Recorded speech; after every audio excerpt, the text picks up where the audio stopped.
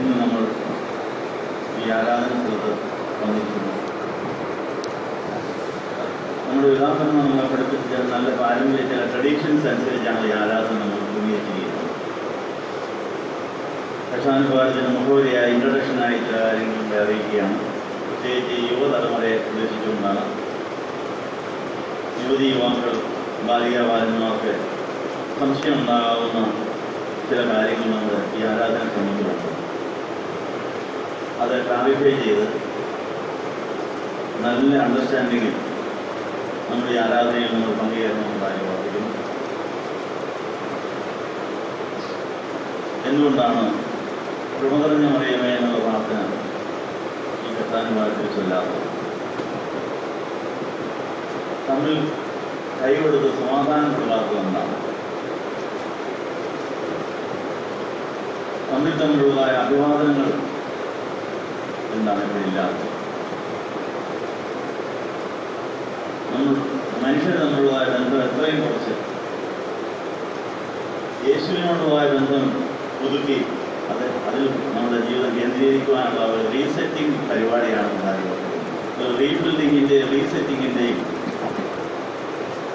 പരിപാടിയാണ് ഇപ്പോൾ നമ്മൾ ചെയ്തുകൊണ്ടിരിക്കുന്നത്. ആ കാര്യം പിതാക്കന്മാരെ സ്വാധീനിച്ചതും ഇൻഫ്ലുവൻസ് ചെയ്തതുമായ ചില വേദഭാവങ്ങളുണ്ട്. അത് വായിച്ചിട്ട് പിതാക്കന്മാർ ഏതെല്ലാം വേദ പശ്ചാത്തലത്തിലാണ് ഈ ട്രഡീഷൻ നമുക്ക് നൽകിയിരിക്കുന്നത്, അല്ലെങ്കിൽ ഈ ആരാധനകൾ നമുക്ക് നമ്മൾ പഠിച്ചുകൊണ്ട് നമ്മൾ എത്രയും പ്രയോജനപ്പെടുത്താൻ പോവുകയാണ്.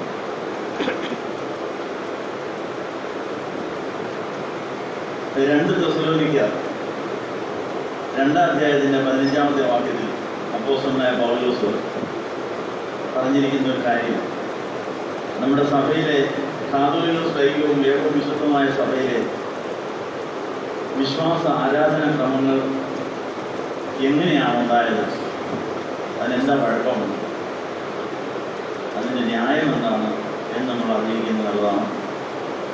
2 Thessalonians chapter 2:15 വായിച്ചാൽ നമ്മുടെ ആരാധനയുടെയും ക്രമങ്ങളുടെയും വിശ്വാസത്തിൻ്റെയും പുറകിൽ പെന്തിക്കോസ്ത് പെരുന്നാളിന് ശേഷം 120 പേർ പറഞ്ഞതും പ്രവർത്തിച്ചതും എഴുതിയതും കാണിച്ചതുമായ മാതൃകയിൽ ആണ് നമ്മൾ സഭാജ്ഞം വന്നിരിക്കുന്നതായിരുന്നു. കാതോലികമാണ്, സ്ലൈഹികമാണ്, ഏകമാണ്, വിശുദ്ധമാണ്. പെന്തിക്കോസ്ത് പെരുന്നാളിന് അന്ന് തന്നെ 3000 പേരെ സ്നാനമേറ്റു. അന്ന് മാമോദീസായുടെ പ്രകടനമായി. ആ 120 പേരെ പരിശുദ്ധാത്മാവ് എങ്ങനെയാണ് സ്നാനപ്പെടുത്തേണ്ടതെന്നും സ്നാനത്തിൻ്റെ ക്രമം എന്നാണെന്ന് പഠിപ്പിക്കും. അത് ഏതൊന്നും എഴുതിയിട്ടില്ല, സ്നാനപ്പെടുത്തിയെന്ന് മാത്രമേ ഉള്ളൂ. കർത്താവ് പ്രസാദപ്രവാന ചൊല്ലി അവർക്ക് കർത്താവിൻ്റെ ശരീരമാണെന്ന് പറഞ്ഞ് കൊടുത്തുവെന്ന് മാത്രമേ വേദപുസ്തകത്തിൽ എഴുതി, സ്തോത്രം പാടിയതിൽ പിരിഞ്ഞെന്ന് മാത്രമേ ഉള്ളൂ. ഒറ്റമാരും അതിൽ നിന്നാണ് കുർബാന ചർച്ചയുണ്ടായത്. അപ്പോൾ വേദപുസ്തകത്തിൽ എല്ലാം എഴുതിയിട്ടില്ല. എന്നാൽ പെന്തിക്കോസ്ത് പെരുന്നാൾ കർത്താവിൻ്റെ രക്ഷാനുഭാരം മുതൽ സഭയുടെ അടിസ്ഥാനമായ പല ട്രഡീഷൻസ് ഉണ്ടായിട്ടുണ്ട്. ആത്മനിറവുള്ള പിതാക്കന്മാർ എങ്ങനെയാണ് വിശുദ്ധ കുർബാന അർപ്പിച്ചത് എന്നുള്ളവർ എഴുതി വെച്ച് അതിന് കുർബാന ചർച്ചയുണ്ടായി. 3000 പേരെ മാംസമാക്കിയപ്പോൾ പരിശുദ്ധാത്മാവ് നീനയിന് പോലെയാണ് മാംസം കണ്ടത്. അങ്ങനെ മാമോദീസയ്ക്ക് ഒരു ക്രമമുണ്ടായി. ആ ക്രമമാണ് നമ്മുടെ സഭയിൽ. എല്ലാം വേദപുസ്തകത്തിൽ എഴുതിയിട്ടില്ല. വേദപുസ്തകം എഴുതാൻ തുടങ്ങിയതിന് സമയം ഉണ്ടായി 25 കൊല്ലം കഴിഞ്ഞാൽ അതൊന്നും അറിഞ്ഞിരിക്കുന്നു. വേദപുസ്തകത്തിലെ പുസ്തകങ്ങൾ, പുതിയ നിയമത്തിലെ പുസ്തകങ്ങൾ എഴുതാൻ തുടങ്ങിയത് പെന്തിക്കോസ്ത് കഴിഞ്ഞ് ഒരു 25 കൊല്ലം കഴിഞ്ഞാൽ. അതുവരെ ഇതൊന്നും എഴുതിയിട്ടില്ല. പിന്നെ എങ്ങനെ സഭ നടന്നു? അന്ന് അവരെന്നെ വായിച്ചതെന്താ? പഴയ നിയമ വേദഭാഗം വായിച്ചിട്ട് അത് യേശുവിൽ നിവൃത്തിയായെന്ന് പറഞ്ഞ് അപ്പോസ്തലന്മാർ ഓരോ ദിവസവും പ്രത്യേക വചനശ്രവണം നടത്തിക്കൊണ്ടായിരുന്നു. പഴയ നിയമ വേദഭാഗമാണത് ആരാധന സമയത്ത് വായിച്ചുകൊണ്ടിരുന്നത്. എന്നാൽ 25 കൊല്ലം കഴിഞ്ഞപ്പോഴേക്കും സഭയിൽ പീഡനങ്ങളുണ്ടായി. യേശുവിൻ്റെ വരവ് നീണ്ടുപോകുമെന്ന് അവർക്ക് തോന്നി. 25 കൊല്ലം അവർ യേശു ഉടനെ വരുമെന്ന് വിചാരിച്ച് എല്ലാ ഞായറാഴ്ചയും കർത്താവിൻ്റെ വരവിൽ പോകാൻ ഒരുങ്ങിയാണ് വന്നുകൊണ്ടിരുന്നത്. ഞായറാഴ്ച പള്ളിയിൽ നിന്ന് നേരെ സ്വർഗ്ഗത്തിലേക്ക് കയറാം എന്നുള്ള പ്രതീക്ഷയിൽ എല്ലാം വിട്ട് എല്ലാം ഉപേക്ഷിച്ച് കർത്താവിൻ്റെ രണ്ടാമത്തെ വരവിനെ മാത്രം ഞായറാഴ്ച പള്ളിക്ക് വരുമായിരുന്നു. 10-20 കൊല്ലം കഴിഞ്ഞു. ഉടനെ വരുമെന്ന കർത്താവ് പറഞ്ഞിരിക്കുന്നു. എന്തൊക്കെയോ കാരണത്താൽ നീണ്ടുപോകാൻ സാധ്യതയുണ്ട്. അതിനെക്കുറിച്ച് അവർക്ക് പലതരത്തിലുള്ള ധാരണകൾ ഉണ്ടായിട്ടാണ് പലതും എഴുതാൻ തുടങ്ങിയത്. അപ്പോൾ സഭയിലെ ആളുകളുടെ എണ്ണം വർദ്ധിച്ചു വന്നപ്പോൾ അപ്പോസ്തലന്മാർക്ക് എല്ലാവർക്കും പോയി പ്രസംഗിക്കാൻ ഒന്നാമത് നമ്മൾ എഴുത്തുകൾ കൊടുത്തുവിടേണ്ടി വന്നു. സംശയങ്ങളും തെറ്റിദ്ധാരണകളും മാറ്റുവാൻ ലേഖനങ്ങൾ തന്നെയാണ് ലേഖനങ്ങളെല്ലാം ഉണ്ടായത്. അങ്ങനെ നമ്മുടെ സഭയിൽ വേദോത്സവം മാത്രമല്ല നമുക്ക് ആധാരം, പിതാക്കന്മാർ നോക്കുന്ന ചില ട്രഡീഷൻസും കൂടി ഉണ്ട്. അത് എഴുതിയിട്ടുള്ളതല്ല, അത് കാണിച്ചെന്ന് അതേപടി നമുക്ക് ഞാൻ ചെയ്തു വരികയാണ്. അങ്ങനെ സഭയിലെ ആത്മനിറവുള്ള അപ്പോസ്തലന്മാരുടെ ആ ട്രഡീഷൻ തോമാസിയ കണ്ടിട്ടാണ് ഇന്ത്യയിൽ നിന്ന് 752 ഇന്ത്യയിലെ സ്ഥാപിച്ച് ആ ട്രഡീഷൻസ് ഇവിടെ കൊണ്ടുവന്നു. നമ്മൾ അഷാനുഭാഗത്തിൽ ഇതുപോലെ അതിന് മുമ്പിൽ വന്നിരുന്ന് പ്രാർത്ഥിച്ചത് അത് നോക്കിയിട്ട് ട്രഡീഷനാണ്. അതിനാധാരമായ വേദഭാഗം 2 തെസ്സലോനിക്ക 2:15 അത് ഇംഗ്ലീഷിൽ ഒന്ന് വായിക്കാമോ? 2 Thessalonians chapter 2:15 വാക്യം വായിക്കാം. So that, brothers and sisters, stand firm and hold fast the tradition that you were taught by us, whether by the word of mouth or by our letters. ട്രഡീഷനായിട്ടും ലെറ്റേഴ്സായിട്ടും വേഴ്സായിട്ടും കാണിച്ചു കൊടുത്തതും വായിച്ചു കൊടുത്തതും മാതൃകയാക്കാണ്ട് അങ്ങനെയാണ് നമ്മുടെ സഭയിൽ ഈ ആരാധനക്രമം ഉണ്ടായത്. കുർബാനക്രമം, മാമോദിസാക്രമം, വേദോപദേശക്രമം, ഇങ്ങനെ ക്രമങ്ങളെല്ലാം ഉണ്ടായത് പരിശുദ്ധാത്മാ നിറവിൽ പിതാക്കന്മാർ ചെയ്തതിൻ്റെ എത്താളുകളാണ്. അത് നമുക്ക് ഉപേക്ഷിക്കാൻ പാടില്ല. പുതിയ സഭക്കാർക്കൊന്നും അത് വിട്ടില്ല. അവർക്ക് വേദോത്സവം മാത്രമേ ഉള്ളൂ. പുതിയ സഭക്കാർ ചോദിക്കുന്ന ചോദ്യം, അത് ബൈബിളിലുണ്ടോ? അവർക്ക് ബൈബിളേ ഉള്ളൂ. ബൈബിൾ ഉണ്ടാകുന്നതിന് മുമ്പേ ഉള്ള സഭ. സഭയിൽ ഒത്തിരി എഴുത്തുകളുണ്ടായിട്ടുണ്ട്, ഒത്തിരി കാര്യങ്ങൾ നടന്നിട്ടുണ്ട്. ചില ലേഖനം മാത്രമേ എഴുതിയിട്ടുള്ളൂ. നമ്മുടെ സഭാപിതാക്കന്മാരുടെ ചരിത്രങ്ങൾ പഠിച്ചെങ്കിൽ മാത്രമേ സഭയുടെ ശരിയായ വളർച്ചയുടെ രഹസ്യങ്ങളൊന്നും പഠിക്കാൻ സാധിക്കുമെന്നുള്ള കാര്യം ഓർമ്മിക്കാം. അതുകൊണ്ട് പല സഭാവിഭാഗങ്ങളുള്ള ഈ ലോകത്തിൽ പല ചോദ്യങ്ങൾ നമ്മുടെ നേരെ വരുമ്പോൾ അതിനെല്ലാം മറുപടി പറയാൻ വേണ്ടിയുള്ള ഒരു വേദഭാഗമാണ് ഇപ്പോൾ വായിച്ചത്. നമുക്ക് എഴുതപ്പെട്ട വേദോത്സവത്തിലെ വചനങ്ങൾ എല്ലാം നമ്മൾ സ്വീകരിക്കുന്നുണ്ട്. എന്നാൽ എഴുതപ്പെടാതെ നേരിട്ട് നമുക്ക് ട്രഡീഷണലായിട്ട് കർത്താവ് തന്നിരിക്കുന്ന കാര്യങ്ങൾ, കർത്താവ് എങ്ങനെയാണ് കുർബാനയെ അഭ്യർത്ഥിച്ചതെന്നുള്ള കാര്യം കണ്ട അപ്പോസ്തലന്മാർ ആത്മനിറവിൽ ക്രോഡീകരിച്ചാണ് കുർബാനത്തെ. അങ്ങനെയാണ് യാക്കോബിന്റെ കുർബാനത്തെ ആദ്യം ഉണ്ടായത്. അതിൻ്റെ പരിഷ്കാരങ്ങളാണ് മറ്റു പല ക്രമങ്ങളുണ്ടായത്. ഇത്രയും മുഖവരിയായി പറഞ്ഞിട്ട് എന്തുകൊണ്ടാണ് ഈ കക്ഷാനുഭവത്തിൽ സമാധാനം കൊടുക്കാറ്, തമ്മിൽ കൈ കൊടുക്കാത്തതെന്താണ്? ഈ കക്ഷാനുഭവത്തിൽ സന്ദർശനങ്ങളും തമ്മിലുള്ള ഇടപാട് എത്രയും കുറയ്ക്കുക, എത്രയും കുരിശിൻ്റെ ആ ചുവട്ടിരുന്നുകൊണ്ട് യേശു ക്രിസ്തുവിന്റെ പിതാവുമായിട്ട് നമ്മുടെ ബന്ധം വീണ്ടെടുക്കാനുള്ള ഒരു പരിശ്രമവും ബന്ധപ്പാടാണ് പിതാക്കന്മാർ നിർത്തുന്ന ഈ ട്രഡീഷണൽ കൂടെ ഉണ്ടായി പോകേണ്ടത്. ഈ കക്ഷാനുഭവത്തിൻ്റെ ഇടയിൽ പലരും എന്നെ ഭവന സന്ദർശനത്തിന് വിളിച്ചു. സോറി, കക്ഷാനുഭാരത്തിൽ ഭവന സന്ദർശനത്തിന് കുറയ്ക്കുന്നതല്ലാണ് ക്രിസ്തു പണം കൊണ്ടല്ല. യേശുവിനോടുള്ള ബന്ധം പൂർണ്ണമാകുവാനും യേശുവിലൂടെ പിതാവായുള്ള ബന്ധം ഉറപ്പിക്കുവാനും വേണ്ടി പിതാക്കന്മാർ നൽകിയത് മാതൃകയാണത്. തമ്മിൽ കൈകൊടുക്കുന്നില്ല. രോഗം അറിയാമെന്ന് അറിയാവുന്നത് പോലും നമുക്ക് ഒന്നും പറയുന്നില്ല. ഇവരെല്ലാം ഒന്ന് കുരിശിന് കൊടുത്തുകൊണ്ടിരിക്കുക. അപ്പോൾ 1-ാം നൂറ്റാണ്ടിലെ കുരിശിന് ചുവട്ടിൽ നിന്നവരുടെ കൂടെ നമ്മളും കൂടുകയാണ് ഈ കക്ഷാനുഭവത്തിൽ കൂടെ ചെയ്യുന്നുള്ള കാര്യം നമ്മൾ ഓർമ്മിക്കട്ടെ. അതിനാധാരമായ വേറെ ഭാഗമുണ്ട്, സമാധാനം കൊടുക്കാത്തതിന്. അത് വിശുദ്ധ മത്തായിയുടെ സുവിശേഷം 10-ാം അധ്യായത്തിന്റെ 34-ാമത്തെ വാക്യത്തിൽ ഇംഗ്ലീഷിലൊന്ന് വായിക്കാവോ? Saint Matthew chapter 10 verse 34 onwards, 3-4 വാക്യങ്ങൾ, 40 വരെയുള്ള ഭാഗം ഇംഗ്ലീഷിലൊന്ന് വായിക്കാവോ? Do not think that I have come to bring peace to the earth. I have not come to bring peace, but a sword. For I have come to set a man against his father, and a daughter against her mother, and a daughter-in-law against her mother-in-law, and one force with the members of one's own household. Whoever loves father or mother more than me is not worthy of me, and whoever loves son or daughter more than me is not worthy of me. And whoever does not take up the cross and follow me is not worthy of me. Those who find their life will lose it, and those who lose their life for me, for my sake, will find it. ഞാൻ സമാധാനമല്ല വാടകരെ വരുത്താൻ വന്നത്. ഞാൻ അപ്പനെയും മക്കളെയും തമ്മിൽ, അമ്മയും മക്കളെയും തമ്മിൽ, വീട്ടുകാരെയൊക്കെ പിണക്കാനാണ് വന്നെന്ന് പറയുന്നത് പരസ്പര വിരുദ്ധമെന്ന് തോന്നുന്ന ഒരു സന്ദേശമായിട്ട് നമുക്ക് തോന്നുന്നു. സ്നേഹമായ കർത്താവ്, സമാധാനമായ കർത്താവ് പിണക്കുണ്ടാകും. വാടൊരു മനസ്സിലാക്കാൻ കണ്ടുകൊണ്ടൊരു കാര്യമാണ്. കർത്താവിന്റെ ശിഷ്യന്മാരോട് പറഞ്ഞതാണ്, ഞാൻ സമാധാനമല്ല വാടകരെ വരുത്താൻ വന്നത്. എന്നിട്ട് അതിന് വിശദീകരണം പറയാൻ വീട്ടുകാരെ കണ്ടു. എന്തിനായി പണി കർത്താവ് ചെയ്തത്? വീട്ടിലെ സമാധാനം കളയുമെന്നാണ്. അതെന്തിനാ? അത് കർത്താവ് ചെയ്യുന്ന പണിയാണോ എന്നും സംശയം തോന്നാം. അതിന്റെ അർത്ഥം മനസ്സിലാകണമെങ്കിൽ വേറെ ചില ഇടവാക്യങ്ങളുമായി ഇതിനെ കുറിച്ച് പഠിക്കേണ്ടിയിരിക്കും. ഞാൻ സമാധാനമല്ല വാടകരെ വരുത്താൻ വന്നത് എന്ന് പറഞ്ഞതിന്റെ അർത്ഥം മനസ്സിലാകണമെങ്കിൽ നമ്മളൊക്കെയും പിറന്നു വീണത് അപ്പൻ്റെയും അമ്മയുടെയും കുടുംബത്തിൻ്റെയും സ്നേഹത്തിൻ്റെ അന്തരീക്ഷത്തിലാണ്. മാതാപിതാക്കളുടെ സ്നേഹത്തിൽ നമ്മൾ ജനിച്ചു. അമ്മയുടെ പാല് കുടിച്ച് വളർന്നു.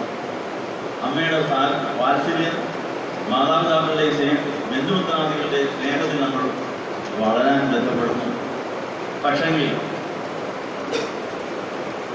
ഇതുകൊണ്ട് നമ്മളുടെ പൂർണ്ണതയിലെത്താൻ സാധിക്കുന്നില്ല. അപ്പൻ്റെയും അമ്മയുടെയും സ്നേഹത്തിന് പരിമിതിയുണ്ട്. സഹോദരങ്ങളുടെ സ്നേഹത്തിന് പരിമിതിയുണ്ട്. യേശുക്രിസ്തുവിൽ നമ്മുടെ ജീവിതം കേന്ദ്രീകൃതമായാലും നമുക്ക് നിലനിർത്താറുണ്ട്. അതുകൊണ്ട്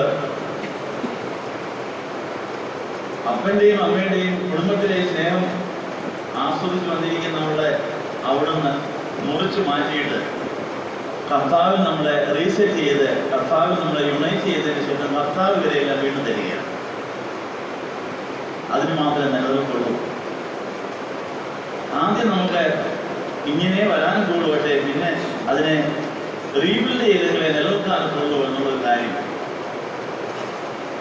ഒരു ഉദാഹരണത്തിൽ കൂടെ പറഞ്ഞാൽ പെട്ടെന്ന് മനസ്സിലാവും. ഒരു പാവപ്പെട്ട മനുഷ്യന് കൊച്ചു പൂനാപ്പരയുണ്ട്, ഒരു കുടിൽ. അവൻ കഷ്ടപ്പെട്ട് ജീവിക്കുന്നു. ആ കുടിൽ അപ്പനും അമ്മയ്ക്കും മക്കൾക്കും താമസിക്കാൻ ഒരൊറ്റ മുറിയേ ഉള്ളൂ. ആ കുടിലിന് ഒരു മൂലയിൽ അവർ ആഹാരം പാകം ചെയ്യുന്നു, വേറൊരു മൂലയിൽ അവിടെ വസ്ത്രം വയ്ക്കുന്നു, വേറെ മൂലയിൽ കിടന്നു. എല്ലാവരും 5-6 പേര് ഒന്നിച്ചൊരു കുടിലിനകത്ത് കിടന്നു. എന്തെല്ലാം സൗകര്യത്തിനകത്തുണ്ട്. ആ വീട്ടിലെ മൂത്ത പെൺകുട്ടി കഷ്ടപ്പാടിനിടയിൽ വളർന്നു പഠിച്ചു. ഒരു നേഴ്സായി അമേരിക്കയിലേക്ക് പോയി. അമേരിക്കയിൽ പോയി നേഴ്സായി അവിടുത്തെ ടെസ്റ്റുകളൊക്കെ പാസ്സായി നല്ല ഒരു ഉദ്യോഗസ്ഥയായി നല്ല ശമ്പളം കിട്ടുന്ന ഒരു നിലയിലേക്ക് വളർന്നു വന്നു കഴിഞ്ഞപ്പോൾ 5-6 കൊല്ലം കഴിഞ്ഞപ്പോൾ വീട്ടിലേക്ക് ഒരു എഴുത്ത്, ചായോ എനിക്ക് നല്ല ശമ്പളമുണ്ട്, ഇപ്പോൾ കല്യാണം കഴിക്കേണ്ട സമയമാണെന്ന് പറഞ്ഞല്ലോ, ഞാൻ വരുമ്പോഴേക്കും ആ പൂനാപ്പരെ ഒന്ന് പൊളിച്ച് കല്യാണത്തിന് പറ്റിയ ഒരു പുതിയ വീട് നോക്കുകയാണ്. അതിനൊരു പ്ലാൻ എഞ്ചിനീയറെ കൊണ്ടുവന്നിട്ട് അതും വീട്ടിലേക്ക് അയച്ചുകൊടുക്കുന്നത്. ഈ പ്ലാനിൽ നമുക്ക് വീട് പണിയാണ്. അതിൽ പണം മുഴുവൻ ഞാൻ സമ്പാദിച്ചിട്ടുണ്ട്. ഞാൻ വിഷമിക്കേണ്ട, ഞാൻ അയച്ചുകൊണ്ടേയിരിക്കും. വീട് പണി പൂർത്തീകരിക്കുമ്പോൾ നാട്ടിലേക്ക് വരുമ്പോൾ വിവാഹത്തിന് ചടങ്ങുകൾ നടത്തി ഇത് വിവാഹം നടത്താൻ നിങ്ങളുടെ ആഗ്രഹം സഫലീകൃതമാകുമെന്ന് നിലയിൽ കണ്ടപ്പോൾ വീട് എൻ്റെ മോള് പോയി എടുക്കുകയായി പണമൊക്കെ സമ്പാദിച്ച് വീടൊക്കെ പിടിച്ചു കൊണ്ടത് ആ വീട്ടിലെ കല്യാണം നടത്താൻ പോലും ഒന്നൊരു സന്തോഷം ആ വീട്ടിലാണ്. അങ്ങനെ ആ വലിയ സന്തോഷ വാർത്ത പിന്നെ ആ വീട്ടിൽ ദുഃഖവും സങ്കടവും അതിനെ വരുത്തുന്നു. എന്താ കാര്യം? എഞ്ചിനീയറെ വിളിച്ചു, പ്ലാൻ കാണിച്ചു. അമേരിക്കയെ നയിച്ചു തന്നിരിക്കുന്ന ഒരു പ്ലാനാണിത്. ഈ പ്ലാൻ അനുസരിച്ച് വീട് പണിയണം. 5 സെന്റ് സ്ഥലമേ ഉള്ളൂ. ആ സ്ഥലത്തിനത് ഒരു പൂനാപ്പരയിരിക്കുമ്പോൾ എവിടെയാണ് വീട് പണിയുന്നത്? എങ്ങനെ പണിയും? പണം അയച്ചു സാറേ ഇത് ഒന്ന് പണിയിട്ട് തരണം. ശരി തരാം. അയാൾ അന്ന് നോക്കിക്കഴിഞ്ഞപ്പോൾ ഈ കുടിലിൻ്റെ നടുക്കൂടെ വരുന്നു പുതിയ വീടിൻ്റെ പ്ലാൻ. ഈ പ്ലാൻ അനുസരിച്ച് ഈ കുടിലോട്ട് മുളയ്ക്കേണ്ടി വരും. ഈ കുടിൽ മുഴുവൻ പൊളിക്കാൻ പോവാം. പൊളിച്ചതിന് ശേഷം അതിന് നടുക്കൂടിയായിരിക്കാം പുതിയ വീടിൻ്റെ പാനം വരാൻ പോകും. അയ്യോ, ഞങ്ങളുടെ താമസിക്കും. ഏതായാലും ഇവിടെ ഇറങ്ങി മതിയാവും. സമാധാനം പോയോ? ഉള്ള കുടിൽ പോയെന്ന് പുതിയ വീട് വെക്കാനുള്ള പ്ലാൻ വന്നപ്പോൾ പുതിയ വീട് പഴയ വീട് പൊളിക്കാൻ പോകും. ഒരു ചെറിയ മുനാപ്പയെങ്കിലും അവർക്ക് ഉണ്ടായിരുന്ന ആദ്യം. പക്ഷേ പുതിയ വീട് പണിയേണ്ട സാഹചര്യം വന്നപ്പോൾ, ഒരു പെണ്ണിനെ കെട്ടിക്കേണ്ട സമയം വന്നപ്പോൾ, അതിനകത്ത് വെച്ച് കല്യാണം നടത്താൻ ഇത് ഒരു പുതിയ വീടുണ്ടായേ മതിയാവോ എന്നുള്ള സാഹചര്യത്തിൽ എഞ്ചിനീയർ പറഞ്ഞവർ അനുസരിച്ചിട്ട് വീട്ടിൽ മാറിക്കൊണ്ടു. പണിക്കാർ വന്ന് വീട് പൊളിച്ചു. വീടിന് നടുക്കുള്ള വാഹനം വന്നി. ഇനി എവിടെ താമസിക്കുന്നത്? മരച്ചോട്ടിൽ. മരച്ചോട്ടിൽ താമസിക്കുന്ന ഒപ്പം തന്നെ ആ സാധനം ഉണ്ടാകും. അവിടെ കണ്ടു വേണേൽ പറഞ്ഞാൽ മരിക്കാം. അവർക്കൊരു കന്നാലിക്കൂടെ ഉണ്ടായിരുന്നു. കന്നാലിയെ വെളിയിലോട്ടയച്ച് മരത്തോട് കെട്ടിയിട്ട് അവർ ഈ കന്നാലിക്കൂടെ നന്നാക്കി അതിനകത്ത് കിടക്കാൻ തുടങ്ങി. ഒത്തിരി അസൗകര്യങ്ങളും അസമാധാനവും. അന്നേരം എല്ലാവരും ഈ പ്ലാൻ എടുത്ത് നോക്കുമ്പോൾ ഒരു സന്തോഷം. ഏതാണ് ഈ കുടിൽ പൊളിഞ്ഞാലും വേണ്ടില്ല, അതേപോലെ പുതിയ വീട് വെച്ചിട്ട് അത് പണി കഴിയുമ്പോൾ ഒരു വലിയ വീടുണ്ടാകും. ആ വീട്ടിൽ തന്നെ ഓടെ കല്യാണം നടക്കും. അന്ന് നല്ലൊരു ജീവിതം അവർക്കുണ്ടാകും. ആ വീട്ടിൽ എല്ലാവർക്കും ഓരോ നല്ല മുറികൾ കിട്ടും എന്നുള്ള പ്രത്യാശയും അവർ ഈ വാനം വാങ്ങി കുഴിഞ്ഞു കിടക്കുന്ന സ്ഥലം കാണുമ്പോൾ ഇവിടെ ഒരു വീട് വരാൻ പോകുന്നുള്ള പ്രതീക്ഷയും പ്രത്യാശയും അവരതെല്ലാം സാധിച്ചുകൊണ്ട് ഏതാനും മാസങ്ങൾ കൊണ്ട് പുതിയ വീട് പണിത് വീട് പ്രദാനം ചെയ്ത് ആ വീട്ടിലേക്ക് അവർ കയറി പാർട്ടിട്ട് മോളെ വിളിച്ചു വരുത്തി മനോഹരമായ കല്യാണം നടത്തുന്നൊരു കഥയുണ്ട്. ഞാൻ പറഞ്ഞതിൻ്റെ അർത്ഥം നമുക്ക് ആദ്യം ലഭിച്ചിരിക്കുന്ന ഈ ശരീരവും ജീവിതവും ഒരു കുടില് പോലെയുള്ള സാധനമാണ്. ഇതൊരു കൂടാരമാണ് എന്നാണ് അപ്പോസ്തലനായ പൗലോസ് നമ്മുടെ ജീവിതത്തെക്കുറിച്ച് പറഞ്ഞിരിക്കുന്നത്. അതെവിടെയാണ്? 2 Corinthians chapter 5. നമ്മുടെ ഈ ആദ്യത്തെ ജീവിതം, ഈ ശരീരത്തിലുള്ള ജീവിതം ഒരു കുടിലിനാണ്, ഒരു ടെന്റിനാണ് ജീവിതം പോലെയുള്ള ഒരു ചെറിയ ഊനാപ്പരയായി. ഇതെപ്പം വേണേലും പൊളിയാവുന്ന പൊളിക്കേണ്ടതുമാണ്. വായിക്കാവോ? 2 Corinthians chapter 5 നമ്മുടെ ഈ ശരീരത്തെക്കുറിച്ച് അപ്പോസ്തലനായ പൗലോസിന് കിട്ടിയിരിക്കുന്ന ഒരു വെളിപ്പാട്. നമ്മുടെ ശരീരം എത്ര സുന്ദരമാണെങ്കിലും എത്ര ബലിഷ്ഠമാണെങ്കിലും അതിന് ഒരു കുടിലിൻ്റെ സ്ഥാനമേ ഉള്ളൂ, ഒരു കൂടാരത്തിൻ്റെ സ്ഥാനമേ ഉള്ളൂ, ഒരു ചെറിയ കുടിൽ, ഒരു ഊനാമ്പരയുടെ സ്ഥാനമേ ഉള്ളത് പൊളിയേണ്ടതാണ്. വായിക്കാമോ? 2 Corinthians chapter 5. For we know that if the earthly tent we live in is destroyed, we have a building from God, a house not made with hands, eternal in the heavens.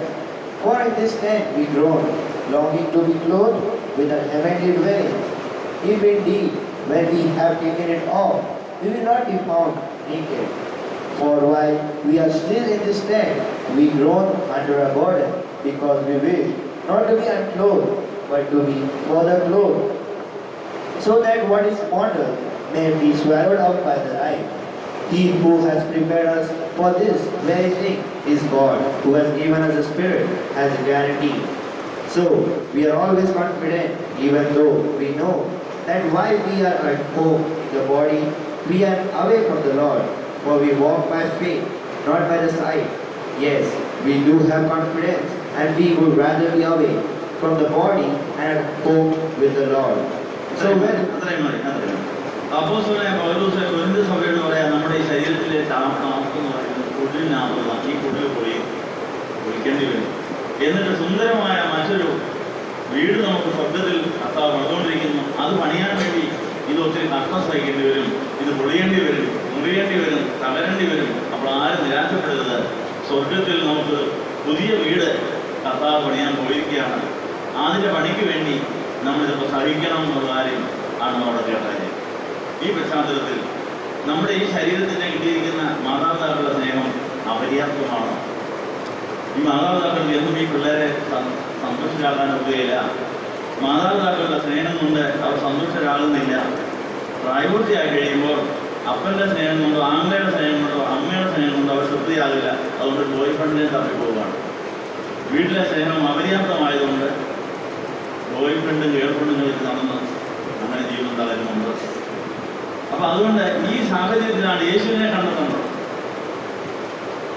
അപ്പൻ്റെയും അമ്മയുടെയും മക്കളുടെയും വീടിൻ്റെയും അപര്യാപ്തതയിൽ insufficiency വരുമ്പോൾ നമ്മൾ തന്നെ പുതിയ വഴി കണ്ടെത്തി പോയി വീഴുകയല്ല. യേശുവാണ് നമുക്ക് പിതാവായ നിരന്തരം നൽകിയിരിക്കുന്ന ജീവിത പങ്കാളി. ഈ കാര്യം പിള്ളേരെ പഠിപ്പിക്കും. അതിനാ സന്ദേശങ്ങളും ദിവ്യബോധനവും സമാജങ്ങളും സമാജമെല്ലാം വെച്ചിരിക്കുന്ന മക്കളെ ഈ അപ്പൻ്റെ അമ്മയുടെ സ്നേഹത്തിന് ഒത്തിരി പരിമിതി ഉണ്ടാകും. ഇത്രയൊക്കെ പറ്റുള്ളൂ. കല്യാണം കഴിഞ്ഞ് ഭർത്താവിനെ കിട്ടിയാലും ഭർത്താവിൻ്റെ സ്നേഹത്തിന് പരിമിതിയുണ്ട്, ഭാര്യയുടെ സ്നേഹത്തിന് പരിമിതിയുണ്ട്. ഇതിനെല്ലാം ഒത്തിരി ലിമിറ്റേഷൻസ് ഉണ്ട്. അന്നേരം നിങ്ങൾ നിങ്ങളുടേതായ വഴി കണ്ടെത്തുകയല്ല വേണ്ടത്. നിങ്ങൾക്ക് വേണ്ടി സ്വർഗത്തിലെ പിതാവ് ഒരു വീട് കരുതിയിട്ടുണ്ട്, ഒരു ജീവിത പങ്കാളിയെ കരുതിയിട്ടുണ്ട്. അതാണ് ജീസസ് ക്രൈസ്റ്റ്. അപ്പൊ ജീസസ് ക്രൈസ്റ്റിന്റെ ആ നമ്മുടെ ജീവിതത്തിലേക്കുള്ള വരവിന് വേണ്ടി വഴിയൊരുക്കുവാൻ വേണ്ടി ഒത്തിരി മുറിവുകളും ചതവുകളും അനുഭവിക്കേണ്ടി വരുന്ന കാര്യങ്ങളെ പഠിപ്പിക്കണം. നമ്മൾ by birth we are self centred, ego centric. നമ്മൾ ജന്മനാ തന്നെ സ്വാർത്ഥരാണ്, ഈഗോ സെൻട്രിക് ആണ്, സെൽഫ് സെന്റേർഡ് ആണ്. ഈ കാര്യം നമ്മൾ അംഗീകരിച്ചേ മതിയാവും. അങ്ങനെ നമുക്ക് വളരാനൊക്കെ ഒരു കുഞ്ഞിന് ഈ ലോകത്തിലേക്ക് പിറന്നു വീണ് കഴിഞ്ഞാൽ അതിനെ പാല് വേണോ, കിടന്ന് കരയുക, അമ്മയുടെ പാല് വലിച്ചു കുടിക്കുക. അമ്മയ്ക്ക് ക്ഷീണമുണ്ടോന്നൊന്നും അതിന് മോഡലില്ല. ഉണ്ടാന്ന് പറഞ്ഞ് പാല് വലിച്ചു കുടിക്കും. വീട്ടിലുള്ളതെല്ലാം എടുത്ത് കഴിക്കും. അങ്ങനെ കിട്ടിയില്ല, എടുത്ത് കഴിക്കുന്ന പരുവത്തിൽ അങ്ങനെയൊക്കെ നമ്മൾ വളർന്നതാണ്.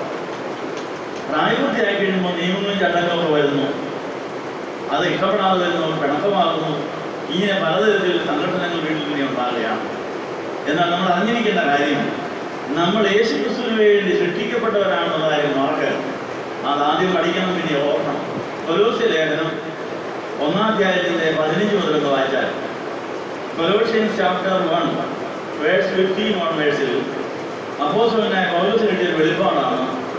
താൻ അറേബ്യയിൽ തമസ് ചെയ്തുകൊണ്ടിരുന്നപ്പോൾ ദൈവാത്മാവ് കൊടുത്ത ഉൾക്കാഴ്ചകളാണ്. We must be Christ centered, we must not be ego centric, self centered. By birth we are self centered also. അപ്പൊ ജന്മനാ തന്നെ നമ്മൾ സെൽഫ് സെന്റേർഡ് ആണ്. Self is the hiding place of evil എന്നുള്ളത് മറ്റൊരു സത്യമാണ്. അതുകൊണ്ട് ഈവിളിന് ഇരിക്കാനുള്ള ഒരു ഹൈഡിംഗ് പ്ലേസ് നമ്മുടെ സെൽഫിനകത്തുണ്ട്, നമ്മുടെ സ്വയത്തിനകത്ത്. ആ സ്വയത്തിനകത്ത് ഈവിൾ നമ്മളെ അരുതാത്ത വഴിയിലൂടെ നടത്തി കുഴി കൊണ്ട് ചാടിക്കും. ഈവിളിൽ നമ്മളോട് സ്നേഹമില്ല, നമ്മളെ എക്സ്പ്ലോയിറ്റ് ചെയ്യണമെന്ന് മാത്രമേ ഉള്ളൂ. നമ്മളെ എക്സ്പ്ലോയിറ്റ് ചെയ്ത് നമ്മുടെ ശക്തിയെല്ലാം വലിച്ചു പിടിച്ച് നമ്മളെ നശിപ്പിക്കാനാണ് ഈവിൾ ഈ ലോകത്തിൽ പ്രവർത്തിക്കുന്നത്. ആ ഈവിളിനെ തള്ളി നന്മയെ ഉൾക്കൊണ്ട് നന്മയുടെ ഉറവണമായ പരിശുദ്ധാത്മാവിന്റെ കുടിയിരിപ്പിന് ഫലമായി നമ്മൾ മാറി നമ്മുടെ ഉടയനായ യേശു നമ്മുടെ ജീവിതത്തിന്റെ സെന്ററിൽ വന്നെങ്കിലേ നമ്മുടെ ഭദ്രതയുള്ളൂ, വിജയമുള്ളൂ എന്നുള്ള കാര്യം ഓർമ്മിക്കണം. അപ്പോസ്തലനായ പൗലോസ് മാനസാന്തരപ്പെട്ട ശേഷം അറേബ്യയിൽ തമസ് ചെയ്ത് ഈ കാര്യങ്ങൾ തനിക്ക് വെളിപ്പാടായി ലഭിച്ചതിന് ശേഷം കൊലോസ്യ സഭയെ കാര്യം പഠിപ്പിക്കുകയാണ്. ആ കാര്യം ഒന്ന് വായിക്കാമോ? കൊലോസ്യർക്ക് എഴുതിയ ലേഖനം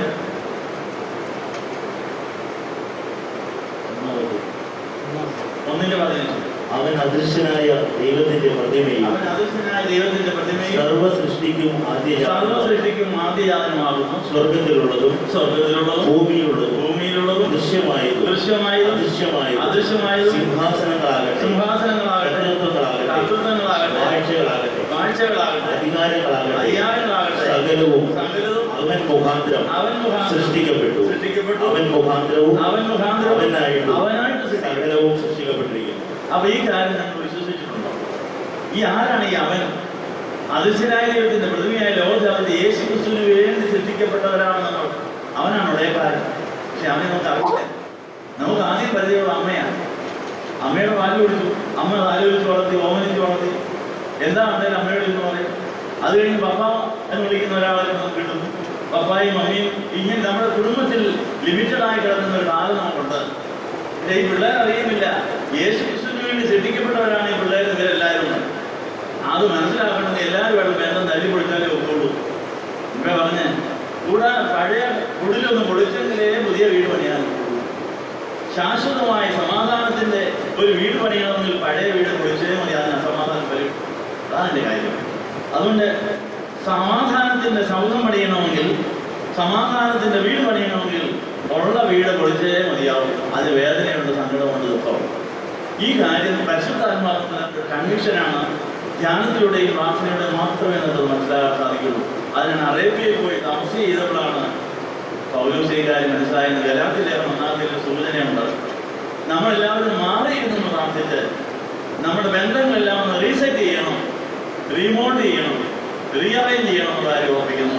നമ്മൾ ജന്മനാ തന്നെ സെൽഫ് സെൻറ്റേഡായിട്ട് എൻ്റെ അമ്മ, എൻ്റെ അപ്പൻ, എൻ്റെ ഭാര്യ, എൻ്റെ മകൾ, എൻ്റെ വീട്, നമ്മൾ എൻ്റെ പറഞ്ഞിരിക്കുക. അതിലാരെങ്കിലും വിട്ട് കളിക്കുമ്പോൾ നമ്മൾ പൊട്ടിത്തെറിക്കുന്നു. ആ ഞാനും എൻ്റേതെല്ലാം കൊണ്ട് മാറിയിട്ട് എന്നെ ഉള്ളിലേക്ക് ജീസസ് കയറി വന്ന് കൊടയക്കാരൻ അവിടെ കയറി താമസിച്ചെങ്കിൽ മാത്രമേ എല്ലാം ഉചിതവും ചന്തമായി വരികയുള്ളൂ. പള്ളി ദൈവത്തിൻ്റെയാണ്, പക്ഷേ പള്ളി പിശാച് കയറാൻ സാധിക്കുന്നു. യേശുവിന്റെ ദേവാലയം ദൈവത്തിന് തന്നെ വിവാഹം ചെയ്ത ദേവാലയമാണ്. ദൈവത്തിന് തേജസ് ഇറങ്ങി വന്നതാണ്. പക്ഷെ ആ ദേവാലയമാണ് കർത്താവ് കല്ലിനെ ശേഷിക്കുകയാണെന്ന് ശ്രമിച്ചത്. എന്താ കാര്യം? ഉദാശ കഴിഞ്ഞപ്പോൾ, കുറെ നാട് കഴിഞ്ഞപ്പോൾ കർമ്മങ്ങളുടെ ഗുഹയായി മാറി. അവിടെ അതിനെ കർത്താവ് ചാടയെടുത്ത് അടിച്ചെല്ലാത്തിനും പുറത്താക്കേണ്ടി വന്നു. അതിനുശേഷം കല്ലിന്മേൽ കല്ല് ശേഷിക്കാത്ത അവസ്ഥ വരെ വരത്തക്ക തരത്തിൽ ശത്രുക്കൾക്ക് അത് വിട്ടുകൊടുത്തു.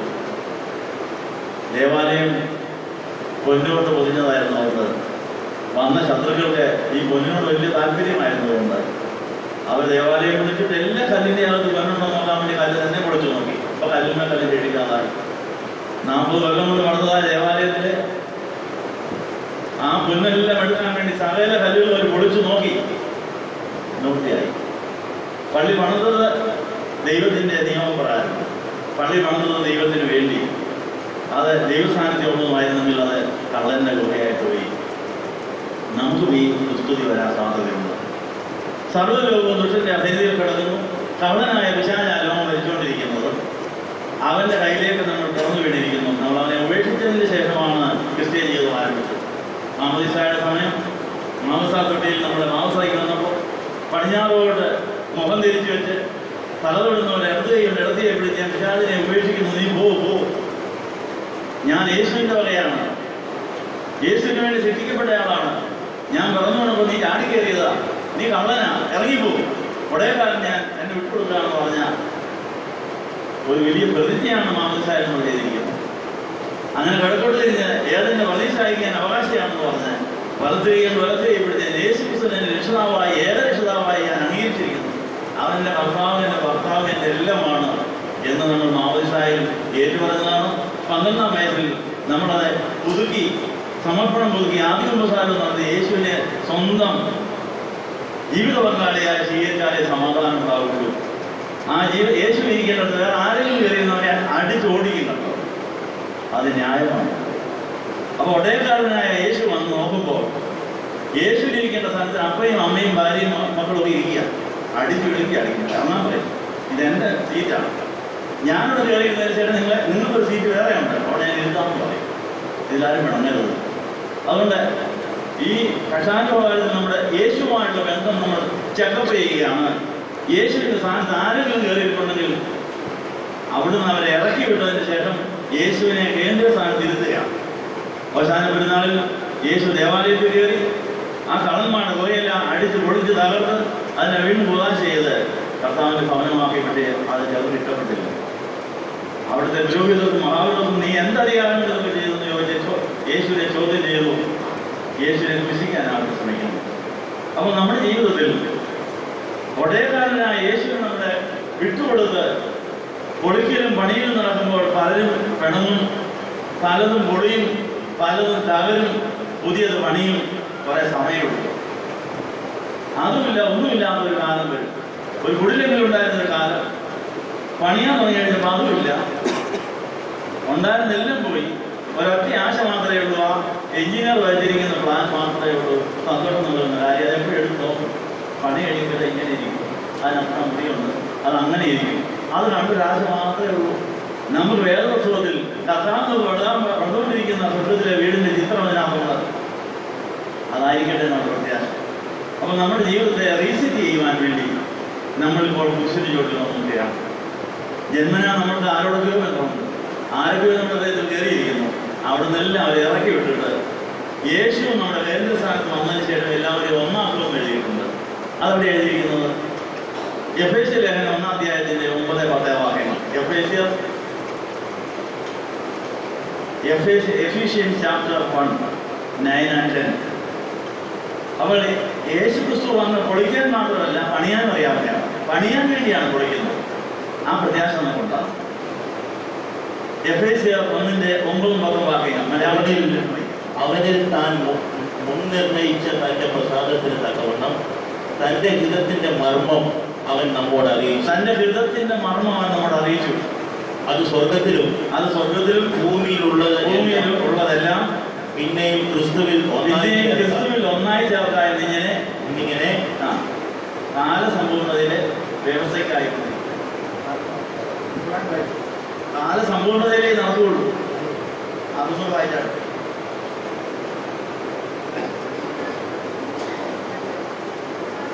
തന്റെ ഹിതത്തിന്റെ പ്രസാദത്തിന് ഒത്തവണ്ണം ഹിതത്തിന്റെ മർമ്മം നമ്മോട് അറിയിച്ചു. സ്വർഗത്തിലും ഭൂമിയിലുമുള്ള എല്ലാം പിന്നെയും തന്നാൽ ഒന്നായി ചേർക്കാൻ പദ്ധതി ഒന്നായി. അപ്പൊ അങ്ങനെ ഇംഗ്ലീഷിൽ കൂടെ വായിച്ചാൽ He has made known to us the mystery of His will, according to His good pleasure, that He set forth in Christ, as the plan for the fulfillment of time, to gather up all things in heaven and things on earth. In Christ we have also obtained an inheritance, having been destined according to the purpose of Him, who accomplishes all things according to His counsel and will. അപ്പോൾ യേശു ക്രിസ്തുവിന് നമ്മളെ ഒന്നാക്കാൻ വേണ്ടിയാണ് പലയിടങ്ങളിലും നമ്മളെ മുറിച്ച് തൻ്റെ ഉള്ളിൽ ഒന്നാക്കുന്ന ആ വേലയിൽ ഈ വേദനയുണ്ടെന്ന് പറയും. ഇപ്പൊ സമാധാനമല്ല വാർത്ത വരുത്താനെന്ന് പറഞ്ഞ യേശു തന്നെ പറയുകയാണ്, ഞാൻ നിങ്ങൾക്ക് അസമാധാനം വരുത്തുന്നത് നിത്യസമാധാനം തരാൻ വേണ്ടിയാണ്. ഉള്ള സമാധാനം ഇപ്പോൾ പെട്ടെന്ന് പോകുന്നത്, എന്നാൽ ആർക്കും കളയാൻ കഴിയാത്ത നിത്യസമാധാനം ഞങ്ങൾക്ക് തരും എന്ന് കർത്താവ് യോഹന്നാന്റെ സുവിശേഷത്തിൽ പറയുന്നുണ്ട്. യോഹന്നാന്റെ സുവിശേഷം ഞാൻ നിങ്ങൾക്ക് സമാധാനം തന്നിച്ചു പോകുന്നു, അത് ലോകം തരുന്നത് പോലെയല്ല, അത് ആർക്കും കളയാൻ കഴിയില്ല എന്നുള്ള കാര്യവും കർത്താവ് പറഞ്ഞിട്ട് പോയി. അപ്പൊ ഈ കക്ഷാനുഭവത്തിൽ നിങ്ങൾക്ക് സമാധാനം ഉണ്ടായിരിക്കട്ടെ എന്ന് പറയാത്തതിന് കാര്യം, സമാധാനത്തിന്റെ കാര്യം മാറ്റിയിരിക്കുക. സമാധാനം കളയുക എന്ന് പറഞ്ഞാൽ ക്രിസ്തുവിലല്ലാതെ ഏതെങ്കിലും സമാധാനം കണ്ടെത്തിയിട്ടുണ്ടെങ്കിൽ അത് ശാശ്വതമല്ല എന്ന് കാണിക്കാൻ വേണ്ടി കർത്താവിന് വന്നോടെ വാദം കിടും. അതുകൊണ്ടാണ് ഭാര്യയും ഭർത്താവും തമ്മിൽ പിണങ്ങുന്നത്, അപ്പനും മക്കളും തമ്മിൽ പിണങ്ങുന്നത്, അമ്മയും മകളും അമ്മായിമ്മയും മരുമകളും നാഥന്മാരും തമ്മിലൊക്കെ അടിയുടെ പറയും കർത്താവിനോട് കൈകൊണ്ട്.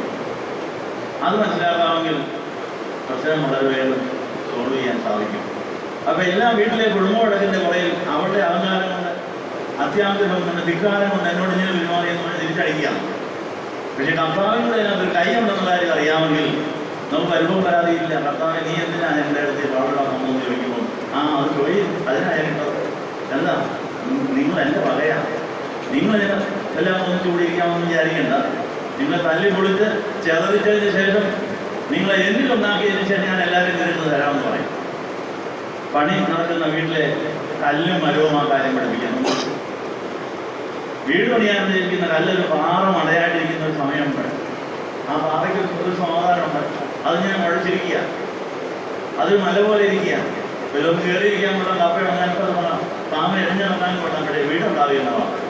അതിനെ വീട് പണിയാനുള്ള കല്ലായിട്ട് തീരുമാനിച്ചു പോയാൽ പിന്നെ അതിന് യാതൊരു സ്വസ്ഥതയും ഉണ്ടാകില്ല. തമര് വെക്കും, പൊട്ടിക്കും, തെറിക്കും, അതിനെ കൂടം കൊണ്ട് ഇടിക്കും, അതിന് മുഴയൊക്കെ തട്ടിക്കളയും, അതിന് മുനയും മുഴയും എല്ലാം മാറ്റി അതിനെ ഒരു കെട്ടിടത്തിന്റെ അടിത്തറയിൽ പണിതു കഴിഞ്ഞാൽ പിന്നെ സ്വസ്ഥതയാണ്, പിന്നെ സമാധാനം. അതുപോലെ യേശുവിനെ വധിക്കാനുള്ള കൊള്ളാവുന്ന സമാധാനത്തിന്റെ വീട് പണിയുന്നതിന് മുമ്പ് പൊട്ടാത്ത വാറ പോലെ ഇരിക്കുന്നതിനെ പൊട്ടിക്കാൻ വേണ്ടി പലരും തമര് വെക്കാൻ പറ്റും.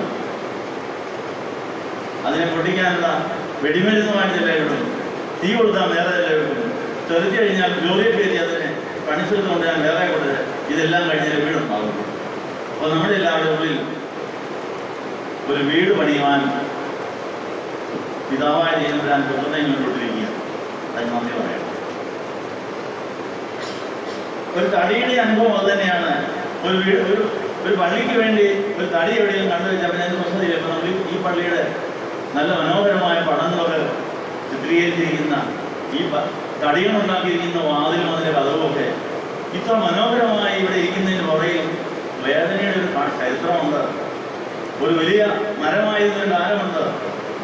ആ മരത്തിനെ മണ്ണ് കൊണ്ട് വെട്ടിയിട്ടൊരു കാലമുണ്ട്. ആ വീഴ്ചയിൽ മാത്രം വേദന ആ മരം സഹിച്ചു കാണും. അറബുകാർ അതിനെ അറച്ചപ്പോൾ അതിന് വേദന, അതിനെ കിഴിച്ചപ്പോൾ ഇതെല്ലാം കഴിഞ്ഞ് ഇപ്പം ഞാൻ തൊടുകയില്ല. പോളിഷ് ചെയ്ത് മനോഹരമാക്കി കർത്താവിന് പടവും വിളിച്ചിരിക്കുക. ആരും എന്നാലും സെൻറ്റ് ജോർജ് പള്ളി എന്ന് പറഞ്ഞ് വിളിച്ചു. എന്താ കാര്യം? അത് എവിടെയെങ്കിലും മരമായി നിന്നിരുന്നെങ്കിൽ ഈ ബഹുമാനി അതിന് കിട്ടുകയില്ലായിരുന്നു. അത് ചിലപ്പോൾ ഇടിവിട്ടി പോയേനെ, അത് ഉണങ്ങിപ്പോയേനെ, നശിച്ചു പോയേനെ. ഇപ്പോൾ അതിന് ഭാവി അതിന് പേര് മാറി സ്വസ്ഥതയുണ്ടായി. നമ്മളിതുപോലെ തടിയായിട്ടോ അല്ലായിട്ടോ എവിടെയോ കിടക്കുകയാണ്. അപ്പോൾ നമുക്ക് ആ അവസ്ഥയോട് നമുക്ക് പ്രത്യേക അറ്റാച്ച്മെന്റ് കാണും. അത് തകർന്നതിന് ശേഷം മാത്രമേ നമുക്ക് നിത്യമായ സ്വസ്ഥത കിട്ടൂ എന്നുള്ള കാര്യം ഓർമ്മിക്കുന്നു. അതുകൊണ്ട് യേശു സമാധാനം കളയുന്നയാൾ മാത്രമല്ല, നിത്യസമാധാനം തരുന്നയാളും കൂടെയാണ്. ആ കാര്യം പൗലോസ്ലീഹ പഠിച്ചതിന് ശേഷം എഫേസ്യർ 2:14 എഴുതിയിരിക്കുന്നു. എഫീഷ്യൻസ് ചാപ്റ്റർ 2:14 അപ്പോസ്തലനായ പൗലോസ് ആ 14 തൊട്ട് 22 വരെയുള്ള ഭാഗം ഒന്ന് വായിച്ചാട്ടെ. മലയാളത്തിൽ ഇംഗ്ലീഷിലൊന്ന് വായിച്ചാട്ടെ. അങ്ങനെ സഭയിൽ ഈ പണി നടന്നുകൊണ്ടിരിക്കുകയാണ്. പണിസ്ഥലത്ത് യാതൊരു സ്വസ്ഥതയില്ല. പണി പൂർത്തിയായി കഴിഞ്ഞാൽ സ്വസ്ഥത ഉണ്ടാകുന്നു. പണിക്ക് മുമ്പ് സ്വസ്ഥത വേണമെങ്കിൽ പണി നടക്കുകയാണ്. ഇനി ഈ ലോകത്തിലെ സുഖം മതി, അപ്പൻ്റെ സ്നേഹം മതി, അമ്മയുടെ സ്നേഹം മതി, ഭാര്യയുടെ സ്നേഹം മതി, പിള്ളേരുടെ സ്നേഹം മതി, പണത്തിൻ്റെ സ്വസ്ഥത മതി എന്നാ പറയുന്ന കുറേ നാൾ പറയുമ്പോൾ കിട്ടും. പക്ഷെ ഇതെല്ലാം നശിച്ചു പോകുന്നൊരു കാലം വരും. എത്രയും വേഗം നിത്യ സമാധാന വീടിൻ്റെ ഭാഗമായി നമ്മൾ മാറിയാൽ, സമാധാനമായി യേശുവിനോട് ചേരുന്നവരായി യേശുവിൻ്റെ വീടായി മാറിയില്ലെങ്കിൽ സ്വസ്ഥതയില്ല. ഇതെല്ലാം തകരാൻ പോകുന്ന കാര്യം ഓർപ്പിക്കുന്നു. എഫേസ്യർ 2:14 തൊട്ട് 22 വരെ മലയാളത്തിൽ ഇംഗ്ലീഷിലും വായിക്കും. അവൻ നമ്മുടെ സമാധാനം ഇരുപക്ഷത്തെയും ഒന്നാക്കി ചട്ടങ്ങളും കൽപ്പനകളുമായ ന്യായപ്രമാണം എന്ന ശത്രുത്വം തന്റെ ജഡത്താൽ നീക്കി വേർപാടിന്റെ നടുച്ചുവർ ഇടിച്ചു കളഞ്ഞതിന് സമാധാനം ഉണ്ടാക്കി കൊടുത്തു. ഇരുപക്ഷത്തെയും തന്നിൽ ഒരേ പുതു മനുഷ്യനാക്കി സൃഷ്ടിപ്പാനും ക്രൂശിന്മേൽ വെച്ച് ശത്രുത്വം ഇല്ലാതാക്കി അതിനാൽ ഇരുപക്ഷത്തെയും ഏക ശരീരത്തിൽ ദൈവത്തോട് നിരപ്പിപ്പാനും തന്നെ അവൻ വന്ന് ദൂരത്തായിരുന്ന നിങ്ങൾക്ക് സമാധാനവും സമീപത്തുള്ളവർക്ക് സമാധാനവും സുവിശേഷിച്ചു. അവൻ മുഖാന്തരം നമുക്ക് ഇരുപക്ഷക്കാർക്കും ഏകാത്മാവിനാൽ പിതാവിലേക്ക് പ്രവേശനമുണ്ട്. ആകയാൽ നിങ്ങൾ ഇനി അന്യന്മാരും പരദേശികളുമല്ല, വിശുദ്ധന്മാരുടെ സഹപൗരന്മാരും ദൈവത്തിന്റെ ഭവനക്കാരുമാത്രേ. ക്രിസ്തു യേശു തന്നെ മൂലക്കല്ലായിരിക്കെ നിങ്ങളെ അപ്പോസ്തലന്മാരും പ്രവാചകന്മാരും എന്ന അടിസ്ഥാനത്തിന്മേൽ പണിതിരിക്കുന്നു. അവനിൽ കെട്ടിടം മുഴുവൻ യുക്തമായി ചേർന്ന് കർത്താവിൽ വിശുദ്ധ മന്ദിരമായി വളരുന്നു. അവനിൽ നിങ്ങളെയും ദൈവത്തിന്റെ നിവാസമാകേണ്ടതിന് ആത്മാവിനാൽ ഒന്നിച്ച് പണിതു വരുന്നു. അങ്ങനെ പണി നടന്നുകൊണ്ടിരിക്കുന്ന സഭയുടെ നിലവാരമാണ് അപ്പോസ്തലനായ പൗലോസ് ഇവിടെ നമ്മളെ കാണിച്ചിരിക്കുന്നത്. കർത്താവ് പൗലോസിനെ ഈ കാര്യം പഠിപ്പിച്ച് സഭകൾ പണിത് അനേകയിടങ്ങളിൽ സഭ പണിതാണ്. ആ പൗലോസ് ആ കാര്യം നമ്മൾ ഓർമ്മിക്കുകയാണ്. ഈ അത് ഇംഗ്ലീഷിൽ വായിക്കണം. For he is our peace. In his flesh he has made both groups into one, and has broken down the dividing wall, that is the hostility between us. He has abolished the law with its commandments and ordinances, that he might create in himself one new humanity in place of the two, thus making peace, and might reconcile both groups to God in one body, through the cross, thus putting to death that hostility through. So he came and proclaimed peace to you who were far off, and peace to those who were near. For through him both of us have access in one spirit to the Father. So that you are no longer strangers and aliens, but you are citizens with the saints and also members of the household of God, built upon the foundation of the apostles and prophets, with Christ Jesus himself as the cornerstone. In him the whole structure is joined together and grows into a holy temple in the Lord, in whom you also are built together spiritually into a dwelling place for God. ദൈവത്തിൻ്റെ dwelling place ആകാൻ വേണ്ടി പണി നടന്നുകൊണ്ടിരിക്കുക. ജീവനുള്ള കല്ലുകളായി പണിയപ്പെടുന്നതിന് നമ്മൾ ഒത്തിരി കാര്യങ്ങൾ പോകാനും വരാനുമുണ്ട്. പാറ പൊട്ടുന്ന സമയത്ത് ഒന്നിച്ചിരുന്നതായ പാറയെ പിളർക്കുക, തെറിപ്പിക്കുക, അതിൻ്റെ മുഴ കളയുക, ഇതെല്ലാം കഴിഞ്ഞിട്ട് പണിയുള്ളൂ. അതൊക്കെ വേദനയുടെ കാര്യമാണ്. അതെല്ലാം നന്ദിയോടെ നമ്മൾ സ്വീകരിക്കാമെങ്കിൽ നമുക്ക് സമാധാനത്തിൻ്റെ പ്രധാനമായി മാറാൻ സാധിക്കും. പരിശുദ്ധാത്മാവ് കുടിയിരിപ്പിൻ്റെ ഭവനം, ആ ഭവനം വഴി മാമോദിസായിൽ ഉദ്ഘാടനം ചെയ്തതാണ്. പക്ഷെ മാമോദിസായിൽ ഉദ്ഘാടനം ചെയ്തതായ ദൈവത്തിൻ്റെ ഭവനം വഴി നിരന്തരമായി അതൊരു ചെക്കപ്പ് നടത്താൻ വേണ്ടിയാണ് ഈ ഫാഷൻ വീക്കിൽ ഈ കട്ടാനുപാലത്തിൽ ഈ ദേവാലയത്തിൽ വന്നിരിക്കുന്നത്. നമ്മുടെ ആത്മാവിൻ്റെ സ്കാനിങ് നടത്തി നോക്കിയാൽ മാമോദിസ കഴിഞ്ഞ ശേഷം നമ്മൾ ഓരോ ദിവസത്തെയും നമ്മുടെ ജീവിതവും ജീവനുള്ള കല്ലുകളായി രൂപാന്തരപ്പെട്ടതിനോട് ചേരുന്നതാണ്. പലതരം കല്ലുകളാണ് ഒരു ദേവാലയം പണിക്ക് ഉപയോഗിച്ചുകൊണ്ടിരിക്കുന്നത്. തറയിൽ പണിയുന്നത് കരിങ്കല്ലാണ്. എന്നാൽ മുകളിലോട്ട് വരുമ്പോൾ ഇഷ്ടിക കല്ലുകൾ വിടവ് നിർത്താൻ വേണ്ടി ഉപയോഗിക്കുന്നുണ്ട്. ചിലയിടങ്ങളിൽ വെട്ടുകല്ലുകൾ ഉപയോഗിക്കുന്നുണ്ട്. വെട്ടുകല്ല്, ഇഷ്ടികക്കല്ല്, കരിങ്കല്ല്, ഇത് മൂന്നിനും മൂന്ന് സ്വഭാവമാണ്. ഇഷ്ടിക എന്താണെന്ന് ചേർന്നാക്കിയതാണ്. ചേർന്നിനെ പെട്ടിക്കകത്താക്കി അതിനെ ഉണക്കി ചൂളയിൽ വെച്ച് ചുട്ടെടുക്കുമ്പോഴാണ് ഇഷ്ടികയ്ക്ക് കല്ലായി പണിയപ്പെടാനുള്ള യോഗ്യത ലഭിക്കുന്നത്.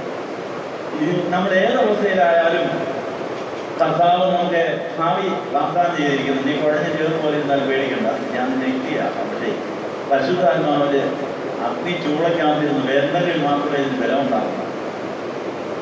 അതുകൊണ്ട് ഒത്തിരി ഇഷ്ടിക കല്ലുകൾ വിടവ് നിർത്താൻ വേണം.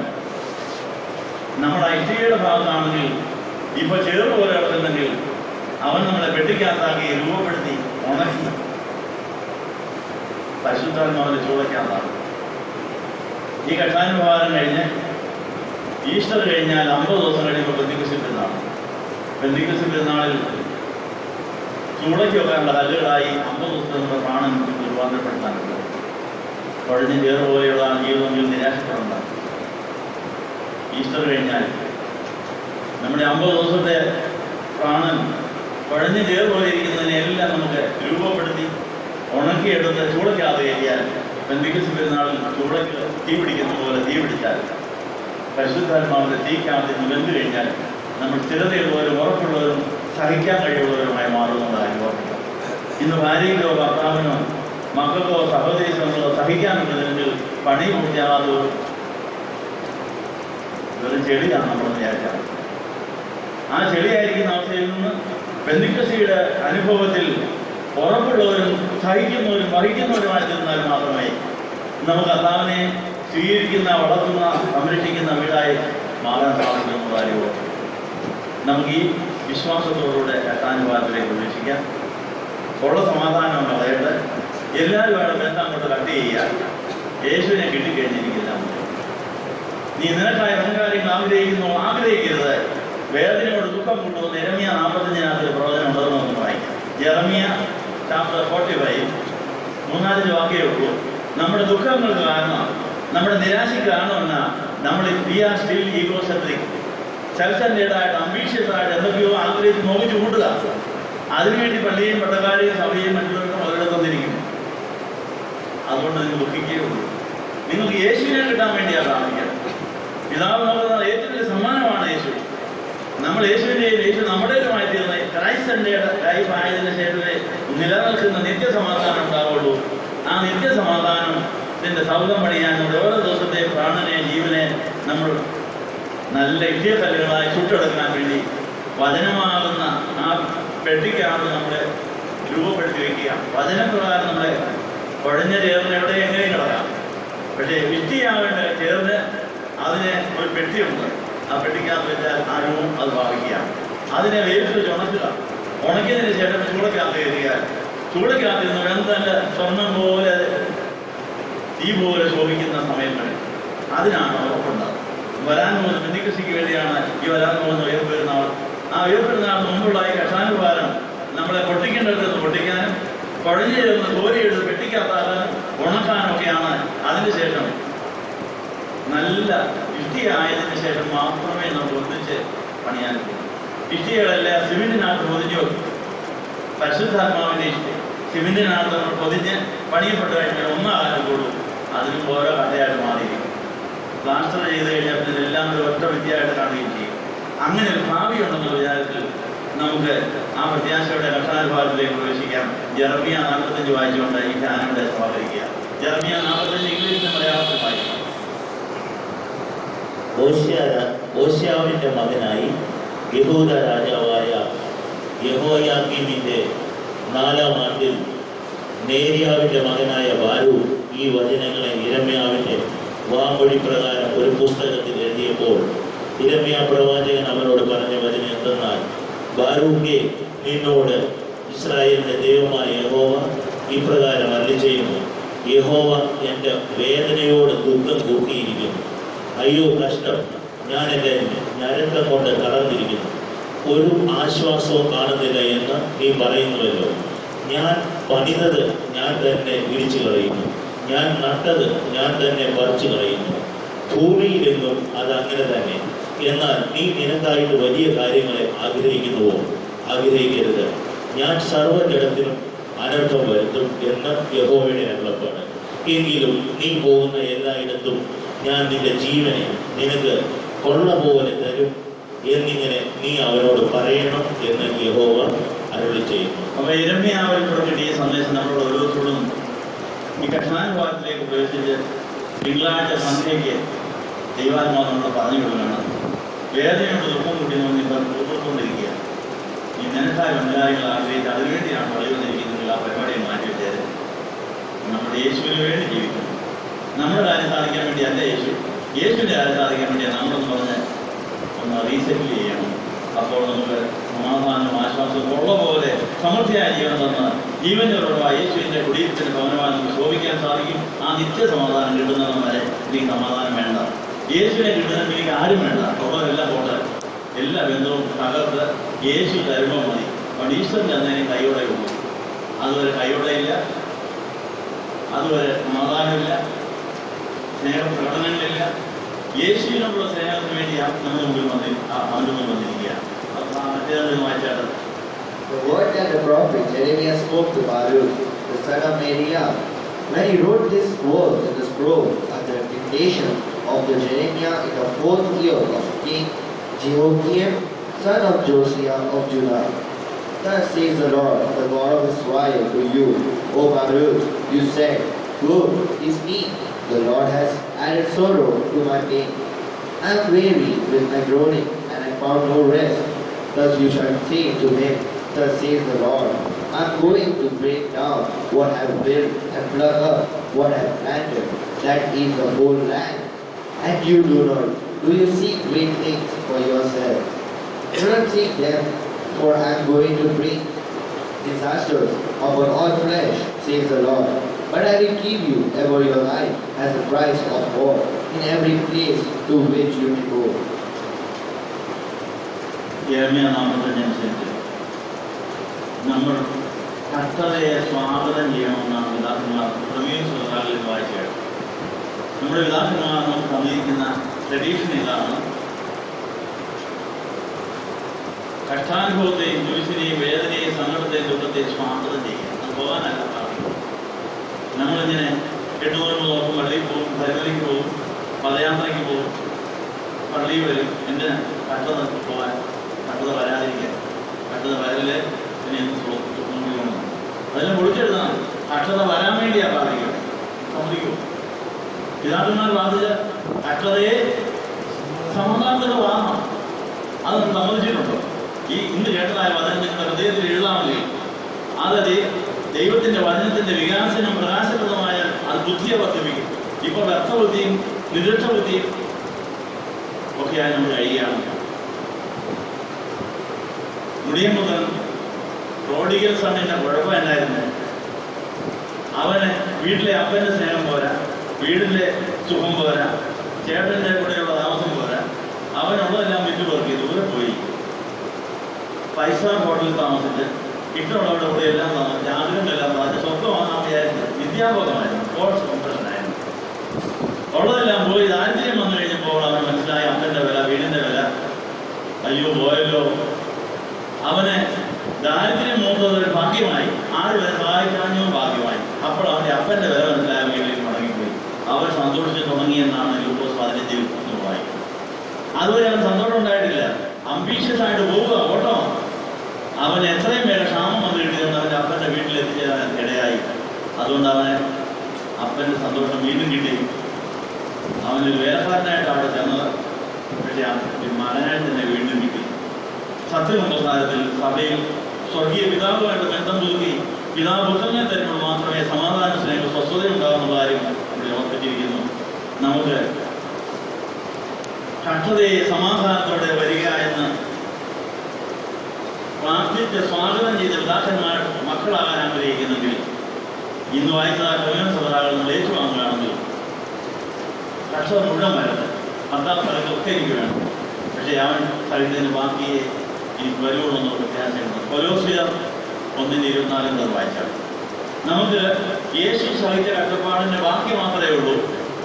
അതൊരു പ്രിവിലേജായി നമുക്ക് കർത്താവ് വെച്ചിരിക്കുന്നതാണ്.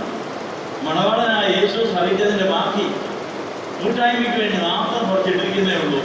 സഹിക്കാൻ വരാതെല്ലാം കർത്താവ് സഹിച്ചു കഴിഞ്ഞു. കർത്താവിന് പോലും മേലാന്ന് പറഞ്ഞപ്പോൾ ഒരു ദൂതൻ വന്ന് തന്നെ സഹായിച്ചു. അപ്പോൾ നമുക്ക് ഇനിയും കിടക്കുന്ന കഷ്ടത യേശുവിനോടൊപ്പം പങ്കിടാൻ വേണ്ടി തന്നിരിക്കുന്ന കൂട്ടായ്മയ്ക്ക് വേണ്ടിയാണെന്ന് കാര്യം ഓർത്തുകൊണ്ട് കഷ്ടതയെ സ്വാഗതം ചെയ്യുന്നതാണ് നമ്മുടെ ഈ വാരത്തിലെ ധ്യാനത്തിൻ്റെ എല്ലാം തുടക്കത്തിൽ ദൈവത്തിൻ്റെ സന്ദേശം എന്ന കാര്യം ഓർപ്പിക്കുന്നു. കൊലോസ്യർ 1:24 വാക്യങ്ങൾ വായിച്ചുകൊണ്ട് ധ്യാനം സമാഹരിക്കുക.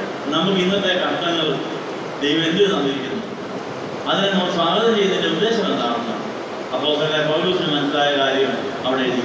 കൊലോസ്യർ 1:24 ഇപ്പോൾ ഞാൻ നിങ്ങൾക്ക് വേണ്ടിയുള്ള കഷ്ടാനുഭവങ്ങൾ സന്തോഷിച്ച് ക്രിസ്തുവിന്റെ കഷ്ടങ്ങളിൽ കുറവായുള്ളത് എൻ്റെ ജഡത്തിന്റെ സഭയായ അവൻ്റെ ശരീരത്തിന് വേണ്ടി പൂരിപ്പിക്കുന്നു. നിങ്ങൾക്ക് വേണ്ടി ദൈവം എനിക്ക് നൽകിയിരിക്കുന്ന ഉദ്യോഗപ്രകാരം ദൈവവചന പോഷണം നിവർത്തിക്കേണ്ടതിന് ഞാൻ സഭയുടെ ശുശ്രൂഷകനായിരിക്കുന്നു. അപ്പം ദൈവത്തിന്റെ ശുശ്രൂഷകരായി ദൈവത്തിന്റെ സഭയുടെ അംഗങ്ങളായി ജീവിക്കുന്ന സുവിശേഷകർക്ക് വേണ്ടിയാണ്. സുവിശേഷപരമായ നടപടിയിലേക്ക് ആനയിക്കപ്പെടാമെന്ന് നമ്മൾ വാക്ക് പറഞ്ഞതാണ്. കുഞ്ഞായിരുന്നു നമ്മളായിരുന്നു അറിഞ്ഞില്ല. 12-ാം വയസ്സിൽ കഥതൊട്ടൊരു പറയേണ്ടതായിരുന്നു. കുഞ്ഞെ, നിന്നെ പള്ളി കൊണ്ടുപോയി ഇങ്ങനെ സമർപ്പിച്ചതാണ്. ഞാൻ വിശാചനെ ഉപേക്ഷിക്കുന്നത് ഞാൻ നിനക്ക് വേണ്ടി പറഞ്ഞതാണ്. വിഷയാൻ സ്വീകരിക്കുന്നത് ഞാൻ നിനക്ക് വേണ്ടി പറഞ്ഞതാണ്. സുവിശേഷപരമായ നടപടിയിലേക്ക് ആനയിക്കപ്പെടുമെന്ന് പ്രതിജ്ഞയും ചെയ്തതാണ്. നീ എവിടെ പോയാലും യേശുവിനെ സാക്ഷിക്കണം. യേശുവിൽ കൂടെ മാത്രമേ രക്ഷയുള്ളൂ. ഏകക്ഷന യേശുവിനെ സാക്ഷിക്കണം. അതിനാണ് മുംബൈ വന്നിരിക്കുന്നത്. വൈദ്യപ്പെടുത്തലായിരിക്കും വന്നത്. പക്ഷേ ഇപ്പൊ കർത്താവ് പറയാം അതൊന്നുമല്ല. ഒന്നാമത്തെ കാര്യം കർത്താവിനെ സാക്ഷിക്കാനാണ്. മനുഷ്യർക്ക് ഉള്ളാവുന്നതിൽ പ്രസാദിക്കുന്നതിനുമായി രാജ്യവും നീതി അനുഷ്ഠിക്കാമെന്ന് വേണ്ടതല്ല നമുക്ക് വന്നു ചേരും. നമ്മൾ ബന്ധപ്പെടുത്ത കാര്യമില്ല. മത്തായി 6:33 മുമ്പേ അതിന് രാജ്യവും നീതി അനുഷ്ഠിക്കാമെങ്കിൽ ഉണ്ണാനും ഉടുക്കാനുള്ളതെല്ലാം നമ്മളെ തേടി വരും. താഴ്മയ്ക്കും യഹോഭക്തിക്കുള്ള പ്രതിഫലം ധനവും മാനവും ജീവനുമാണ്. താഴ്മയോടെ യഹോഭക്തിയോടെ കുരിശും വഹിച്ചുകൊണ്ട് യേശുവിനെ കഷ്ടവും പങ്കിട്ടുകൊണ്ട് പോകാമെങ്കിൽ, കർത്താവിനെ സാക്ഷിക്കാമെങ്കിൽ താഴ്മയ്ക്കും യഹോഭക്തിക്കുള്ള പ്രതിഫലമായ ധനവും മാനവും ജീവനും നമ്മളെ തേടി വരും. സദൃശവാക്യങ്ങൾ 22:4 പ്രോവർ 22:4 കൂടെ വായിക്കാം. പ്രോവർ 22:4.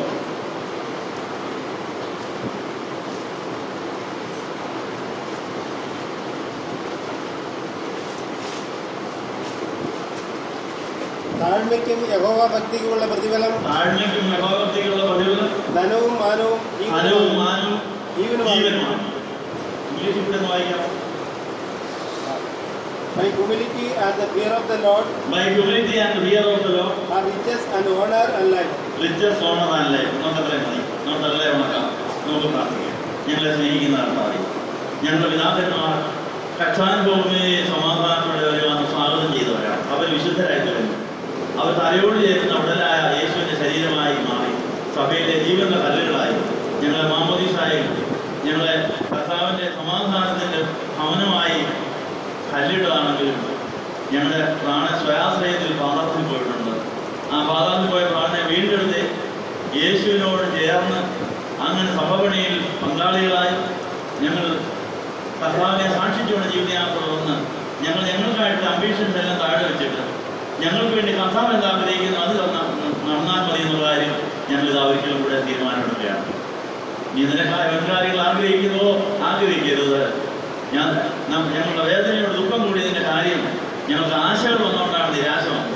യേശുവിനെ മാത്രം ആശിച്ചാൽ ആ ശുദ്ധ ഹൃദയത്തിൽ പരിശുദ്ധാത്മാവ് നിറഞ്ഞിട്ട് പരിശുദ്ധാത്മാവിന്റെ ഫലങ്ങൾ ഞങ്ങൾ നിറഞ്ഞ് ഞങ്ങൾ കർത്താവിന്റെ സാക്ഷികളായി എന്ത് സംഭവിച്ചാലും ക്രിസ്തുവിനെ സാക്ഷിച്ച് അനേകരെ കർത്താവിനോട് ചേർക്കുവാൻ പൗലോസും പത്രോസും അപ്പോസ്തലന്മാരും സുവിശേഷകരയ്ക്കായിട്ട് അവർക്കുണ്ടായിരുന്ന സകലതും ഉപയോഗിച്ചപ്പോൾ അവർ സഭയുടെ അടിസ്ഥാന കല്ലുകളായി മാറിയതുപോലെ ഞങ്ങൾക്ക് 21-ാം നൂറ്റാണ്ടിൽ ഈ മുംബൈ പട്ടണത്തിൽ ഞങ്ങൾ വന്നിരിക്കുന്നത് വന്നത് പല ഉദ്ദേശത്തോടെയാണെങ്കിൽ ഇപ്പോൾ ഞങ്ങളുടെ ഉദ്ദേശമെല്ലാം ക്രൈസ്റ്റ് ആക്കിയിരിക്കുന്നു. ഞങ്ങൾ യേശുവെ നിന്നെ സ്വീകരിക്കുവാനും ഞങ്ങൾ നിന്നെ സാക്ഷിക്കുവാനും നിന്റെ വേല ചെയ്യുവാനും തലയോട് ഉടലായി മാറുവാനും ആ മണവാളിനോട് മണവാട്ടിയായി ജനസാവരുവാൻ ഞങ്ങളെ സഹായിക്കണമെന്ന് യേശുവിന്റെ നാമത്തെ യാചിക്കുന്നത് പിതാവിനും പുത്രനും പരിശുദ്ധാത്മാവിനും സ്തുതിയിലേക്കുവാനായിട്ട് തന്നെ.